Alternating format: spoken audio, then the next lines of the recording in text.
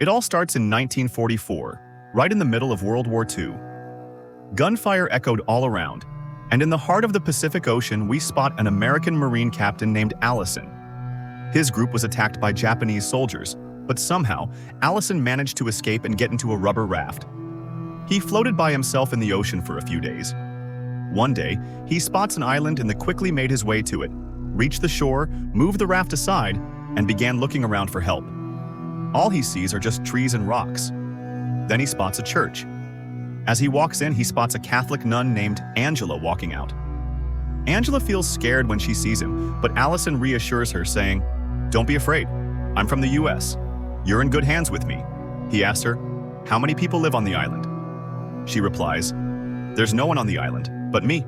Allison has a tough time believing this. Angela brings him to her shelter and offers him some food. Allison asks her why she's by herself. Angela shares that she arrived on the island with a priest to assist some elderly clergy in escaping from the Japanese soldiers. But when they got there, the Japanese had already taken control of the island and captured the priests. Since it was too dangerous, Angela and the priest chose to lay low for a few days. Unfortunately, the priest got sick and passed away. Since then, Angela's been on her own. Back home, everyone thought she was captured too, so nobody came to rescue her. Allison shares his own story. He shares with her that he's a Marine and that his unit was ambushed by Japanese soldiers. He just managed to escape with his life and found himself here. After a bit of rest, Allison wakes up to see Angela lighting a candle and praying, looking for guidance from God. Later, they head out to find something to eat. Allison climbs a tree to grab coconuts and fruit, passing them down to Angela. But he still needs more protein and sees a turtle in the ocean. He grabs some rope and wood, hops into the raft, and Angela climbs in with him. They get closer to the turtle, but it's not so simple to catch it. Allison falls into the water, but with Angela's help, they manage to catch the turtle and head back to the island. Allison cooks and eats the turtle, saying, "We have everything we need on this island. Even if no one shows up to help us, we can make it through."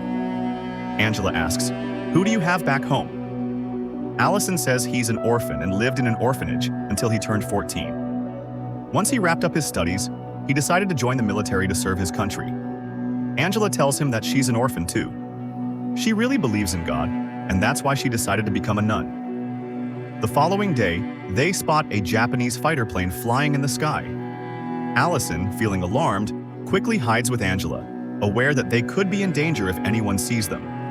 He tells her they need to stay hidden for a few days and brings up a cave he discovered. Angela agrees, and they head into the cave, spending the whole day inside. The next morning, they wake up to loud explosions. Allison looks outside and spots Japanese planes dropping bombs on the island. Angela feels scared and starts to pray. Allison is there to comfort and calm her. When the bombing stops, they step outside and witness complete devastation. Their shelter and the church are totally gone. Not long after, a group of Japanese soldiers shows up to establish a weather station. They also wreck Allison's raft. Allison and Angela have to hide in the cave again when they see them. All around her, there are soldiers, and Allison feels the need to be extra cautious. He tells Angela to hide better while he keeps watch with a knife. Luckily, the soldiers don't go into the cave and eventually move on. Angela suggests surrendering to the Japanese, thinking they won't hurt a nun and that it could give Allison a chance to get away. Allison just won't go for it, saying it's too risky. They might still hurt her. They choose to keep hiding. That evening, Allison sneaks out to fish, trying to stay clear of the soldiers. When a few Japanese soldiers see him, he plays dead. They got fooled and decided to leave. He catches a fish and heads back to where he and Angela eat. But Angela stopped eating meat after she became a nun. She eats the fish since there's nothing else, but then she ends up vomiting. Since her body can't digest it, she goes to bed hungry. Later, Allison sneaks out to check out the Japanese camps. He covers his face to stay hidden and quietly slips into a camp to grab some food. A soldier shows up, making him hide all night in a risky situation. In the morning, while the A are training outside, Allison quietly slips out with a bag of supplies. Angela wakes up and realizes he's not there, and she starts to panic, fearing he might be dead. She cries, but Allison comes back safe, and Angela feels relieved. He tells her where he went, but she gets on his case for not letting her know first. Allison says she won't do it again. The next day, Allison gives Angela a flower and a comb, which makes her really happy. He wonders if she's ever considered living a normal life rather than becoming a nun. Angela shares that she hasn't taken her final vows yet, and the church gives 5 years before making a permanent choice. Out of nowhere, they hear voices and figure out that the Japanese soldiers are heading off the island. They feel really happy. Since we have leftover supplies from the camp, food isn't a problem anymore. Allison shares with Angela that he's felt lonely his whole life and has gone through a lot of tough times. Now, he wants to be happy with her and asks her to marry him. After the war, Angela is taken aback and shares that she has dedicated herself to God. She can't go back on that commitment. Allison is really upset but says sorry if he made her feel bad. That night, while they were eating, Allison came across a bottle of Japanese liquor and ended up drinking too much. He drunkenly mocks Angela's vows, comparing their situation to Adam and Eve on a deserted island. Feeling hurt, Angela dashes into the forest as the rain pours down and eventually drifts off to sleep in the cold. Allison is looking for her, but just can't seem to find her anywhere. The next morning, he finds her out cold. He brings her back to the camp, but notices that the Japanese soldiers are back. He brings her to the cave, and her condition gets worse. Allison is taking a big risk again by sneaking into the Japanese camp to grab some blankets and medicine. Allison spots a soldier, and in self-defense, she has to take him out and then hide the body. In the cave, he helps Angela out of her wet clothes and gives her the medicine. He prays for the first time. When Angela wakes up the next morning, she wants to know who changed her clothes. Allison admits he did, noticing how she was doing. He says sorry again for what he said the night before. Angela lets it go.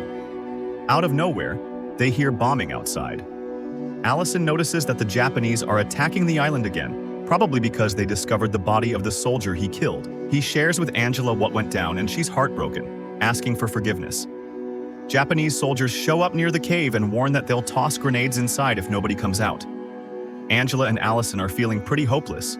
Angela prays, sure that their end is close. Suddenly, the bombing kicks off again. Japanese soldiers are screaming in panic outside. Allison sees that the American Navy has started bombing the island. They hurry outside to watch American planes striking Japanese positions. They're really happy, but Allison knows it's not going to be easy for the Navy to land since the Japanese hid 4 big guns on the island. He says to Angela that God would want him to help the American soldiers. Angela says she's all for it. Allison runs through the battlefield, taking out the guns one by one, even though he gets hurt along the way. He saves a lot of American lives. The Navy halts the bombing and lands safely on the island. Angela steps out and tends to Allison's wounds.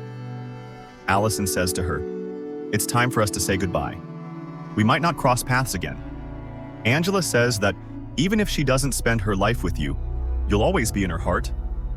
The Navy is raising their flag. The captain is shocked when he sees Allison alive. They believed he was dead. Allison gets placed on a stretcher, and Angela follows behind him. Allison never pushed Angela to love him or abandon her faith, and Angela always showed him respect.